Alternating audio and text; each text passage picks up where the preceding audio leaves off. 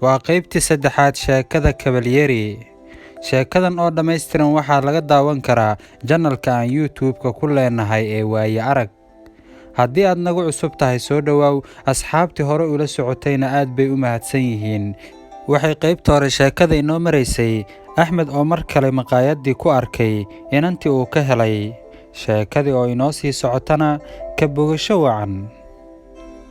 Kuma fikirayn inaan dib u arki doono, laakiin niyad qaboobi baan yar dareemay.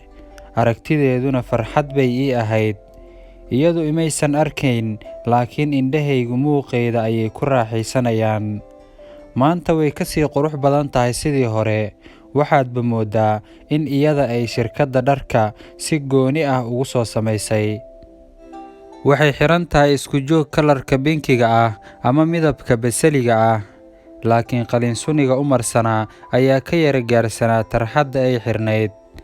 Gabdhaha la fadhiya oo dhan cabitaan bay wada cabayaan, laakiin iyadu kafee ayaa hor yaalla. Ma garan karo sababta kala duwanaanshaha, inkastoo aan dooqa kubashiin jacaylka ku kala duwannahay. Mar qura ayaa taleefanka Maahir oo saarnaa miiska ayaa ku soo dhacay cod dheer oo ahayd heys markaa magaalada laga wada xiisaynayay. Waxaan u soo wada degdegnay taleefanka aniga iyo Maahir si aan codka uga jarno. Anigu dantaydu waxay ahayd inaysan arag gabadha tan, laakiin nasiib xumo markaan eeg is-iri waxaan arkay iyadoo yara dhoola caddaynaysa. Markaasay igala hadashay faraha iyadoo kala jeeda inoogu celi mar kale heesta. Markaasaan wejiga u yarkaduuday. Mar kale ayay igu qosashay. Kadib waxaan isku dayay inaan asxaabtayda waqti la qaato. Markaan bixi rabnay ayaan warqad ugu qoray, indhahaaga quruxdooda aad baan ula dhacsanahay, laakiin wareeyaa tahay. Micnaha wareey waa qofka sheekada badan. Kadib ayaan u suray halkii aan u suri jiray fariinta. Anigu kama dhalan qoys maalqabeen ah, laakiin waxaan jeclahay inaan ku noolaado farxad ka wanaagsan midda ay ku nool yihiin maalqabeennada. Lacagta baabuur raaciga ayaan qayb ka mida u kaydsadaa maalin kasto si aan maalmaha fasaxa ugu tamashleeyo oo aan naftayda ugu soo dalxiisiyo. Waxaan ku hanweynahay inaan maalin u noqon doono qof maalqabeen ah. Uma ciishoodo dhalinta asaagayga ah oo waalidkood hantida u tacbay si ay u tamashleeyaan. Waayo waxaan ogahay in farxaddu iyo guushuba inaysan ku jirin waxa laguu tabcay, laakiin guusha dhabta ay tahay midda aad gacmahaada ku kasbato. Duruufuhu waxay isku dayaan inay iniyad jabiyaan, laakiin waxaan ogahay in duruufuhu aysan cidna la dhalan, dhibkuna uu yahay saansaanta guusha. Waxaan jeclahay inaan ka soo baxo noloshan hoosaynta ah si aan ula tallaabsado dunidan tagtay. Noloshu waa sidii buugga oo kale, waa ay wejiyo badan tahay sida buugguba u cutubyo badan yahay. Waxaan jeclahay dalxiiska iyo nolosha lamaanaha. Waxaan mar kasta raadiyaa dhaymantii noloshayda dhammaystiri lahayd. Aniga ma ihi ragga jecel dumar badan inay la saaxiibaan ama ku hamiya inay dumar badan guursadaan, laakiin waxaan ku hamiyaa inaan helo gabar ka karti badan 1000 gabdhood, quruxdeeduna aanan dhaymanka xitaa lagu doorsanayn, oo xilli kasta garabkayga ahaato si aan isku dhammaystirno oo dhadhanka nolosha aan isdareensiino. Laakiin rag badan waxay raadiyaan gabar dhammaystiran, laakiin waxay iloobeen inaysan jirin qof dhammaystiran oo la isugu abuuray inay iyagu isdhammaystiraan, rag iyo dumarba. Waxaan dareemayaa inuu noloshayda isbeddel ku yimid.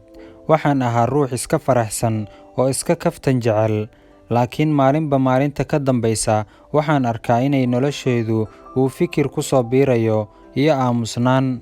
Waxaan bilaabay inaan ka dhex baxo qoyskayga iyo asxaabtayda si aan keli u ahaado. Dadku waxay leeyihiin, Axmed, kaftankaagii iyo furfurnaantaadii aaway? Maxaa ku helay? Jacayl miyaa ku galay?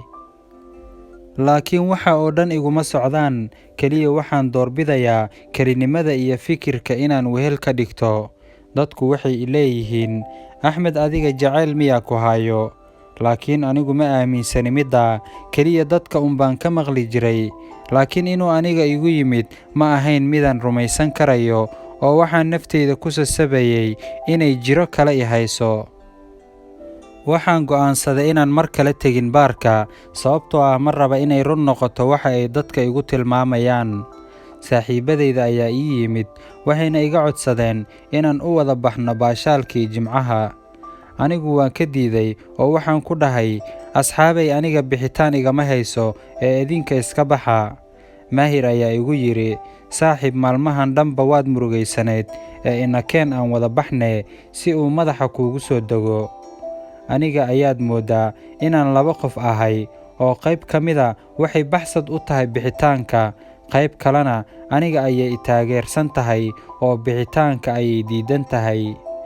Kama dambayntii, waan ka oggolaaday saaxiibadayda inaan wada baxno. Markii aan soo aadnay baarka kafeyga, waxaan dareemay nafis iyo furfurnaan badan, oo waxaanba noqday qof saciid ah. Waanba garan waayay sababta. Markii aan soo galnay baarka, waxaan si toosa u soo abbaaray meeshii aan warqadaha fariinta isu suri jirnay. Markii aan warqadda gacanta ku qabtay, waxaan dareemay farxad laba jibaar ah. Waan eegay oo waa ay ii soo jawaabtay, wiil waalan ayaa tahay, sideed ku awoodday inaad fariin alwaax ii surto oo aan anigana kaaga soo jawaabo?